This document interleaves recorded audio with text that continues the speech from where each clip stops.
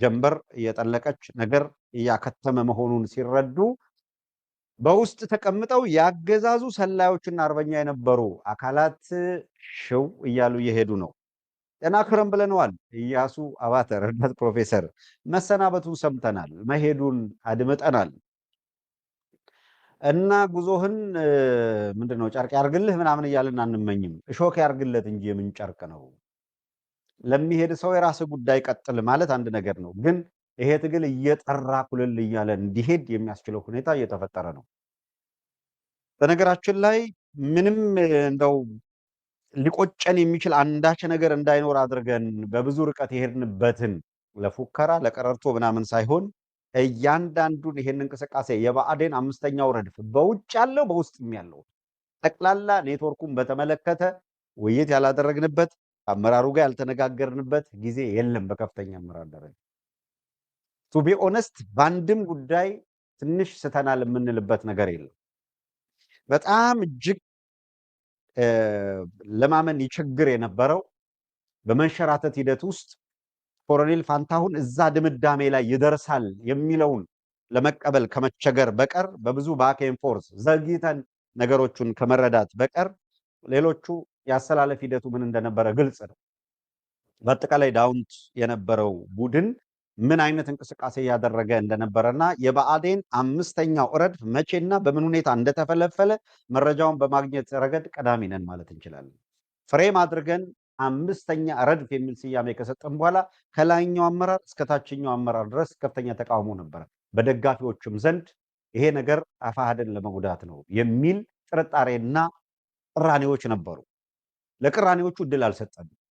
አንዳንዶቹ በፍጹም የዋህነትና ከልባቸው በመነጨ የትግል ስሜትና እምነት እንደሆነ አጥብቀን ስለምንረዳ፣ አንዳንዶቹም አሰላለፋቸው ያንኑ የብአዴን የአምስተኛው ረድፍ ፕሮጀክት አስፈጻሚዎች ስለሆኑ በዚያ መደናገር ውስጥ ለሚፈጠር ችግር እነሱም ተጠያቂ ስለሚሆኑ የተሰጣቸውን ኃላፊነት ለመወጣት ጥረት ያደርጉ ነበር። ስለዚህ ሙግቱ በአደባባይ ነው። በነገራችን ላይ በጣም አስቸጋሪ የነበረው በተለይ ስም ጠርቶ ከሌ በዚህ መንገድ በዚህኛው አሰላለፍ ላይ ያለ ለማለት እጅግ አስቸጋሪና ፈተና የሆነው ምን መሰላችሁ? ይሄ አምስተኛ ረድፍ ላይ ያለውን አሰላለፍ ለሚመለከታቸው አካላት ከመንገድ ባሻገር ነገሩን በሚዲያ ኤክስፖዝ ለማድረግ ሁለት መሰረታዊ ፈተናዎች ነበሩ። ጭንቅ የሆኑ ፈተናዎች። አንድ፣ የድርጅቱ ከፍተኛ አመራሮች ይሄንን ነገር ለኛ ተውልንና መረጃውን ሰጣችሁናል፣ አምስተኛ ረድፍን በሚመለከት አጥርተን በየደረጃው ድርጅቱን በማይጎዳ መልኩ ውሳኔ ማሳለፍ የኛ ጉዳይ ስለሆነ እባካችሁ ጊዜ ስጡንና አመራሩ በጉዳዩ ላይ ስራ እየሰራበት ነው የሚል ነበር። ይሄንን ከመቀበል ውጭ አማራጭ አልነበረም።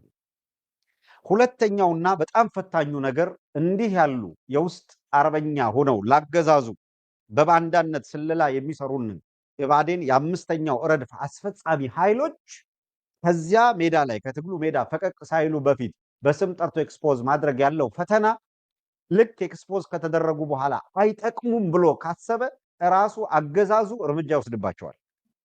ያን ጊዜ እነሱ ሂሮ፣ እኛ ደግሞ ሂሮ እንዲጠፋ ያደረግን ተደርጎ ፈተና ይመጣል። ስለዚህም እያወቅን እንኳን መረጃውን አገዛዙ ኢረሌቫንት ናቸው ሁን እዛው ሆነው ሳለ ተጋልጠዋል አይጠቅሙኝም ብሎ እርምጃ ቢወስድባቸው በስማቸው ዘመቻ ይከፈት ይባላል። ከበሮ ድቤ ይመታላቸዋል። ቀረቀርነ መለከት ይነፋ የሚባልበትም ጊዜ አለ። ያን ጊዜ ነከሌን ታርጌት አድርገው እንደዚህ አድርገው ስሙን አንስተው እንትናን ብለው የሚል ይመጣል። በእርግጠኛነት የምንነግራችሁ አሁን ሹልክ እያሉ ላገዛዙ እጅ የሚሰጡ አካላትን እኛ ቀደም ብለን በስም ጠርተን ኤክስፖዝ ብናደርጋቸው አምስተኛ ረድፍ ያለውን በተናጠል እከሌ ብለን ስም ብንጠራ ኑሮ አገዛዙ እዛው ሜዳ ላይ እያሉ አንድ እርምጃ ይወስዳል። አንድ ድንጋይ ሁለት ወፍ አላተረፈም፣ አልመታም። ስለዚህ በትግሉ ውስጥ ሌላ አንገት መድፊያ፣ ሌላ እርስ በርስ መጓተቻ ነገር ያበጃል። ለኛ እጅግ ሲበዛ ፈተና ነው። ስለዚህ የተሻለው አማራጭ ድርጅቱ በከፍተኛ አመራሮች ደረጃ ነገሩን እንዲያየው ማድረግ ነው። ከዚህ ቀደም ዋጋ ስለከፈልንበት ሂደት አሁንም ጭምር በጣም ጥንቃቄ በተሞላበት መንገድ ስም ከመጥራት እየተቆጠብን ያለ ነው። ያልነገርናቸውና ከፍ ያሉት አመራሮች የማያውቁት የለም እያልኩ አይደለም፣ ያውቁታል። በየስቴፑ እያንዳንዱን ነገር አንስተን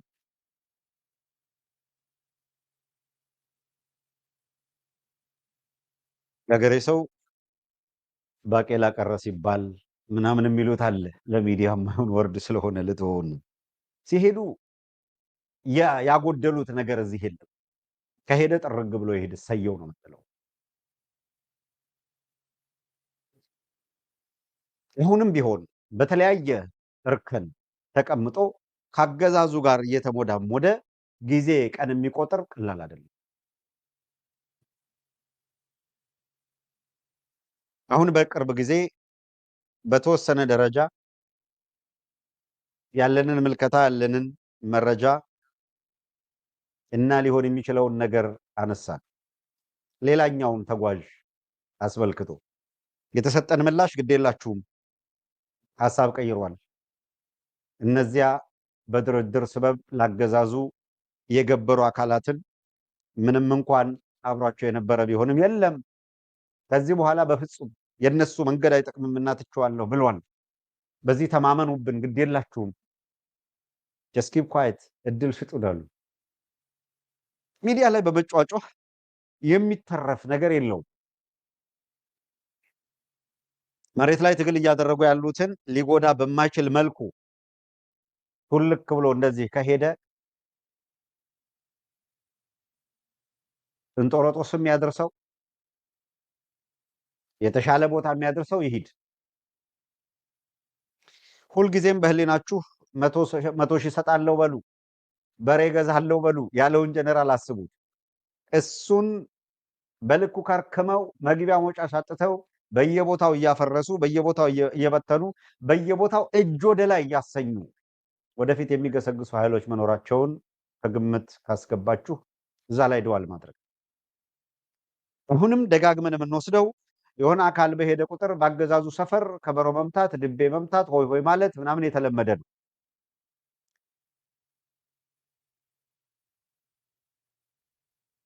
አስተውሉ። የሚያስቆጨው ነገር ምን መሰላችሁ? ምኑንም ባልተረዳው መንገድ ሰለባ የሆነው ክፍል በጣም ከውስጤ የማይወጣ ሀዘን የሚሰማኝ እንደ ከፍ ያለው ደሴ ያሉትን ሰዎች ሳስብ በፍጹም ቅንነት፣ በፍጹም ጀግንነት፣ በፍጹም ታማኝነት ትግሉ ላይ ያተኮረ በማናቸው መልኩ አንገት ሊያስደፉት ሊያስቀለብሱት የሚችሉበት መንገድ የሌለ በተለያየ መንገድ የወከባ ሰለባ አድርገው በመጨረሻ ዛሬ የከዱ እጅ ሰጡ የሚባሉ አካላት በዙሪያው ከበው የጥይት አረር እንዲበላው ያደረጉ ናቸው። ለብአዴን ታማኝነታቸውን ለማሳየት ከፍ ያለው ደሴን የመሰለ ጀግና ከጋይንት እንዲነቅሉ የተሰጣቸውን ትዕዛዝ ፈጽመው በመጨረሻ እጃቸውን ወስደው አስረከቡ። ይሁዳ በመሳም አሳልፈው ከሰጠ በኋላ በእውኑ ጌታህን በመሳም አሳልፈህ ትሰጣለህን ሲባል ምንድን ነው ያለው? አሳልፎ ሰጥቶ ዘወር አይደለም። ምድር አልተቀበለችውም። ሊንጠለጥልባት ሊታነቅባት የወጣባት ዛፍ አዘንብላ ሞቱን ከማፋጠን ይልቅ ስቃዩን አስረዝመዋለች። ሞት እንኳን ተጠይፎት ነበረ። የሰራው ክህደት ከባድ ነበረ። አንዳንዶች ሞት ይጠየፋቸዋል። ሁኔታዎቹን ቀለል አድርገን አይረቤ ነው ብለን መሻገር ብቻ አይደለም። ከእያንዳንዱ እንቅፋትና ከእያንዳንዱ ውድቀት ትምህርት እየወሰዱ መሄድ ከተቻለ እያንዳንዱ ውድቀት የየራሱ መነሳት ይዞ የሚመጣ ነው። እያንዳንዱ ዝቅታ ሁለት እርከን ከፍታ ይዞ የሚመጣ ነው። በችግር ውስጥ ያላለፈ ፈተናን ያልተሻገረ እምብዛም ጠንካራ አይደለም። ስፖርት እንደማይሰራ ሰውነት ነው የሚሆነው።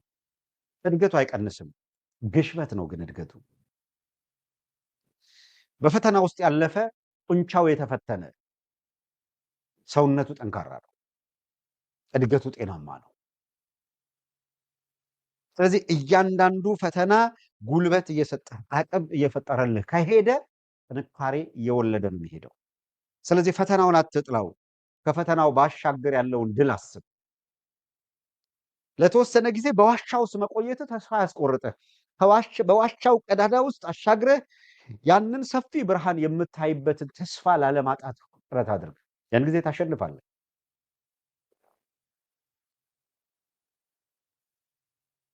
እንደ አባባል አለ፣ ሸንኮራ አገዳ የቱንም ያክል ጣፋጭ ቢሆን አኝከህ መጠህ ስታበቃ ትተፋዋለህ እንጂ አትውጠው።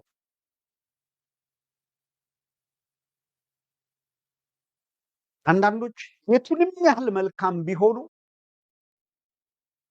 ለመዋጥ የማይበቁ ይሆናሉ።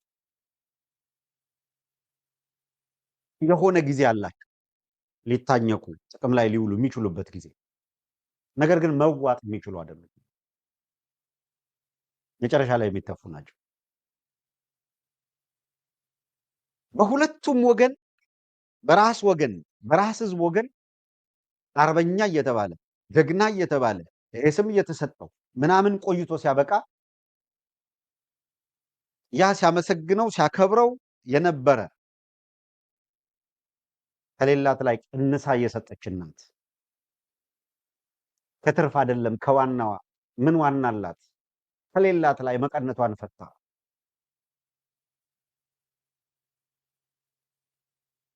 መሶቧ ላይ ከቀረው ቁራሽ ያችኑ ቁራሽ ለሱ ሰታ ጀግናዬ በርታ ብላ ያበረታታችሁን እናት ከድቶ ከሄደ በኋላ ኢያሱ ይቀነዋል ብለህ ታስባለህ?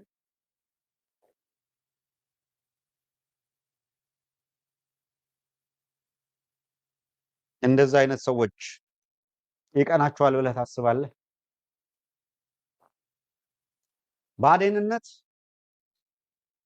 ተሰርተው የኖሩበት ነው። በነገራችን ላይ ይሄ ግሩፕ ይሄ ባዴንነትን በዋናነት እንደ መዳኛ አድርጎ የሚቆጥር አካል በውጭም በውስጥም አንድ ላይ የተሳሰረና የተሰፋ ነው። ከነመላኩ አለበል ጋር የሚሰራ ነው።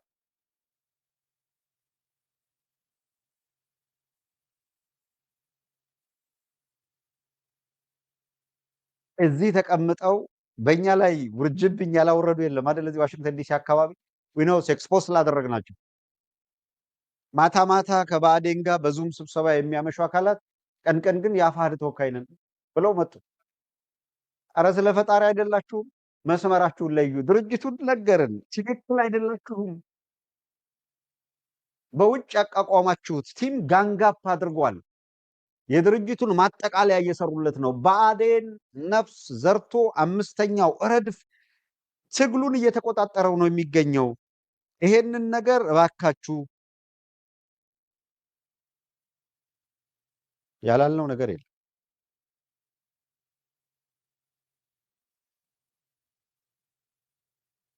ያላደረግም በጣም የተማመንባቸው ትግሉን በተሻለ መንገድ በቅንነት በታማኝነት ይመራሉ ያልናቸው ጉልበት አጡ፣ አቅም አጡ፣ የሚመሩበት አቅም አጡ፣ ውሳኔ የሚያሳልፉበት፣ ውሳኔ የሚሰጡበት፣ ትግሉን የሚታደጉበት። እናም ተዝረከረከ። በዲያስፖራው ዓለም በፍጹም መተባበርና የአንድነት ስሜት በቅንነት ሲሰራ የነበረው አካል በታማኝነት ሲሰራ የነበረው አካል እየተመታ ቅጥረኛው አምስተኛው ረድፍ የብአዴን ቡድን ጋንጋፕ እያደረገ እየተቆጣጠረ መጣ። ኧረ እባካችሁ አልን አልሆነ። በነገራችን ላይ ዛሬም ጭምር የብአዴን አምስተኛው ረድፍ ምን እየሰራ እንደሆነ እያወቁት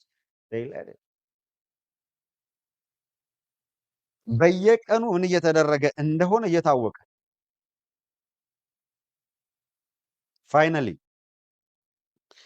ይሄ በውጭ ያለ የተዝረከረከ ኃይል እስሙ እየተሰበረ ነገር እየጨለመበት ሲሄድ ያለው አማራጭ ነገር እያበቃ ነው። ከዚህ በኋላ እያከተመ ነው።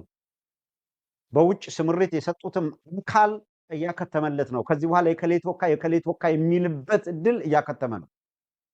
በአጠቃላይ ኤክስፖዝ ተደርጓል፣ በአደባባይ ታውቋል። በነገራችን ላይ አያሌው መንበር የሚባለውም ሰው አይታችሁታል አይደለ? ደህና ሁኑ ሄድኩ ወደ ሀገሬ ገለመሌ ምናምን ሲል ከመሄዱ በፊት ቁጭ ብሎ እሱን የሚከተሉና ያደራጃቸው ቲሞች አሉ።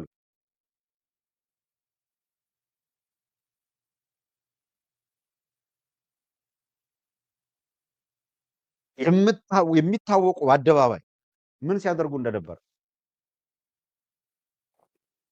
በትግሉ ላይ መርዝ ሲረጩበት፣ እንቅፋት እሾክ ሲነሳንሱበት የነበሩ እያንዳንዱን የአማራ ትግል ላይ አስተዋጽኦ ያለውን አካል ካራክተር አሳሲኔሽን በመስራት ስም በማጥፋት ላይ የተሰማሩ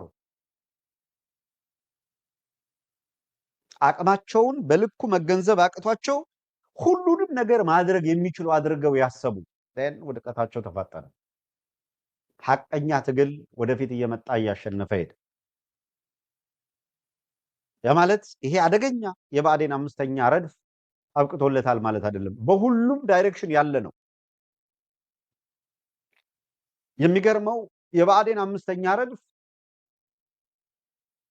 ማታ ማታ ከብአዴን ጋር በዙም ይሰበሰብና ቀን የብአዴን አውጋዥ ሆኖ ታገኘዋለህ። ብአዴንን አንድ ጊዜ አዋግዝና አንተን እንደ ጃርት እንደበላው ዱባ ሲበታትን ሲከፋፍል ይውላል። አለመተማመን ሲዘራ ይውላል። ጉዳዩን እስኪያስፈጽም ድረስ እከሌ ጀግናዬ ነው ይላል፣ እከሌ መሪዬ ነው ይላል። ፕራክቲካሊ መሪዬ ነው ጀግናዬ ነው የሚሉትን አካል ታከው ማስፈጸም የሚፈልጉት ጉዳይ ስላላቸው ነው። አንዳንዶቹን አመራሮች በስም ጠርተን እናንተን ፕሮፋይል አድርገው ትግሉን በመከፋፈል እየሰሩ ያሉ አካላትን በአደባባይ ወጣችሁ ይሄ እኛን የሚመለከት አይደለም ተው በላቸው ብለን በመሪ ደረጃ አነጋግረናል። ብዙዎቹ በከፍተኛ አመራርነት ያሉትን ዳተኛ ሆኑ። እውነት ለመናገር ታሪክ ይቀመጥ።